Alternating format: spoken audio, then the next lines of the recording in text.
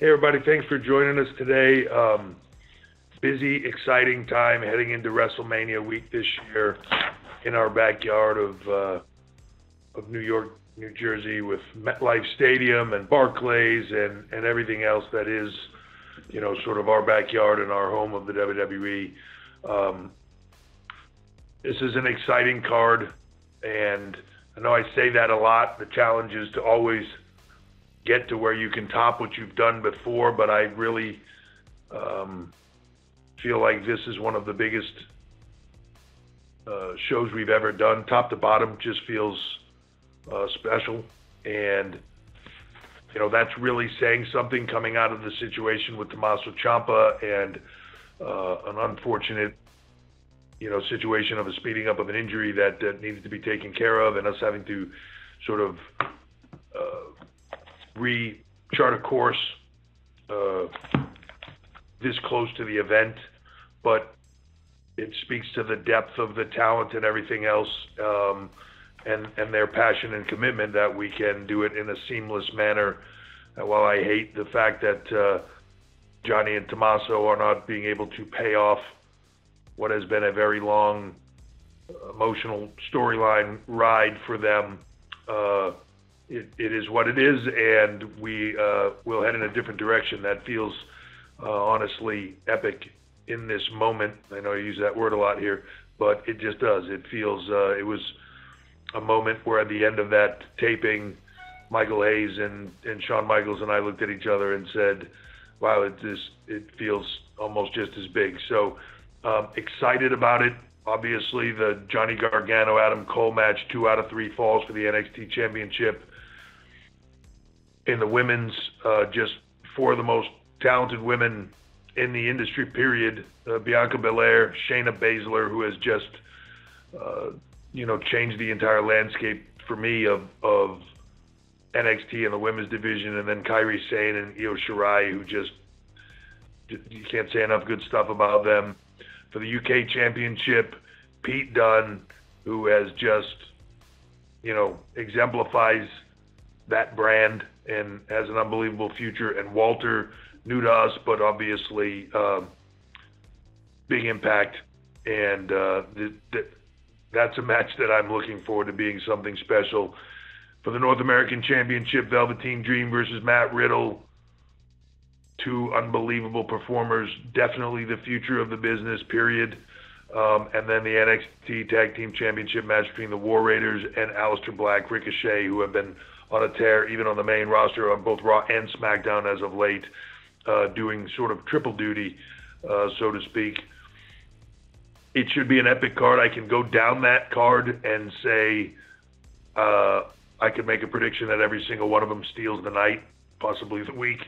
So with that said, I'll open it up to calls to you, because this is just an exciting week for the NXT brand that I just can't wait to get into. So let's open it up. All right, everybody, usual rules apply. 1 question and 1 follow-up, please, per outlet.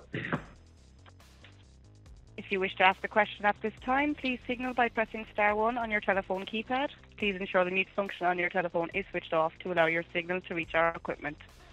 We'll take our first question from Brian Fritz of Sporting News. Please go ahead. Hey, Paul. Thanks again for doing this. Sure, man. Thank you. I wanted to talk about Tommaso Ciampa, because I think some people, I know I was a little bit surprised to see him debut on the main roster in February, and the timing that went into that. There was already some talk that he was injured. I don't think we knew the severity of it. So what went into the decision of having him go to the main roster at that time, and what was known about his injury at that time? Because looking back in hindsight, it seems kind of strange now knowing that he needed surgery. Yeah, so it was that obviously we knew about it. We knew that was going to be an opportunity, not an opportunity, but a necessity going forward. But the decision was still made that let's do this with the main roster. Let's give him that exposure. He'll take some time off. We'll use that in whatever way we can. He'll take the time off, get fixed up, and be back and be better than ever, and move forward from there.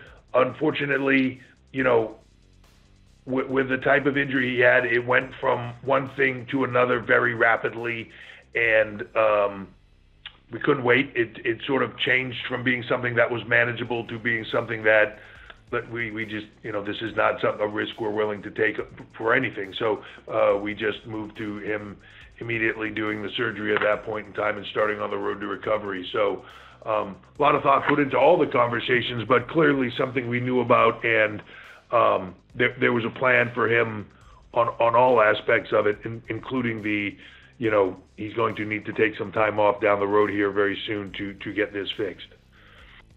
So basically was the plan just, hey, we think we can get him through takeover, but then once doctors looked at him a little bit closer, they said, hey, this is something that needs to be taken care of right now. This is serious, and he cannot wrestle until, this is settled, and come to find out that he was going to be on the shelf longer than you anticipated.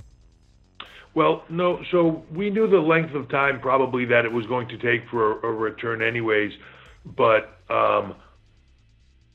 as you're looking at this, right, like there are certain things that are manageable, and you can manage the situation, and there's no risk, no damage, no anything. You're just managing the symptoms and the situation and getting to where you want to have, it's something that you're going to have to take care of eventually, right? Then that situation changed. It just, instead of being manageable, it progressively got worse.